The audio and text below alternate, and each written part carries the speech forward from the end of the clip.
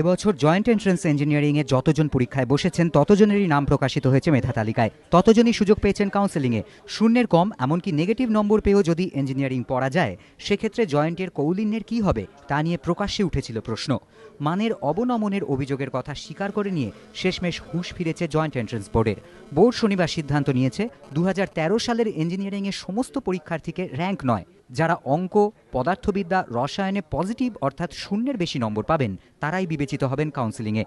সোমবার joint entrance বোর্ডের চেয়ারম্যানের সঙ্গে বৈঠক করেন শিক্ষামন্ত্রী। বোর্ডের সিদ্ধান্তে শিলমোহর পড়ে সরকারি তরফে। শিক্ষামন্ত্রীর ব্যাখ্যা, মেধার প্রশ্নে আপোষ না করতেই এই সিদ্ধান্ত। আজকের যে মিটিংটা মূলত ছিল সেটা হচ্ছে এইরকম বলা যেতে পারে যে সিদ্ধান্তগুলো ওরা নিয়েছেন তার একটা সরকারি অনুমোদন, সেটা আজকে আমরা আলোচনা করে সিদ্ধান্ত নিয়েছি, সেগুলোই হবে। এটা কেন করা হলো? এটা করা হলে তো প্রথম কথা দেখাই যাচ্ছে যে এটা দীর্ঘদিন ধরে আমাদের রাজ্যের যে এক ধরনের মেধার সঙ্গে আপোষ করা হচ্ছিল, সেটা আমরা চাইছি না। সেই সঙ্গে শিক্ষামন্ত্রীও জানিয়েছেন, জয়েন্ট না দিয়ে স্রেফ উচ্চ মাধ্যমিকে নির্ধারিত নম্বরের ভিত্তিতে সরাসরি ইঞ্জিনিয়ারিংয়ে ভর্তির সুযোগ আগামী বছরেও বলবৎ থাকছে। কিন্তু উচ্চ মাধ্যমিক থেকে এবছর বলবৎ থাকবে? হ্যাঁ, বলবৎ থাকবে তো। উচ্চ মাধ্যমিক হ্যাঁ। একদিকে মানের অবনমনের জেরে সতর্কতা, অন্যদিকে ইঞ্জিনিয়ারিংয়ে শূন্য আসন পূরণ করতে জয়েন্ট না দিয়েও কাউন্সেলিংয়ের সুযোগ বলবৎ রাখা।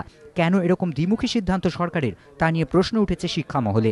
এবছর কেন্দ্রীয়ভাবে কাউন্সেলিংয়ের পরেও ইঞ্জিনিয়ারিংয়ে প্রায় 10,000 আসন শূন্য থেকে গিয়েছিল।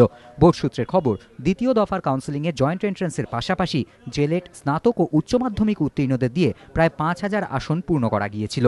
প্রশ্ন উঠেছে, উচ্চ মাধ্যমিকে অঙ্ক, রসায়ন ও পদার্থবিদ্যায় 45% নম্বর প্রাপকদের সরাসরি ইঞ্জিনিয়ারিং পড়ার সুযোগ বহাল রাখা কি মেধার সঙ্গে আপোষ নয়? কৃষ্ণেন্দু অধিকারী, এবিপি আনন্দ, কলকাতা।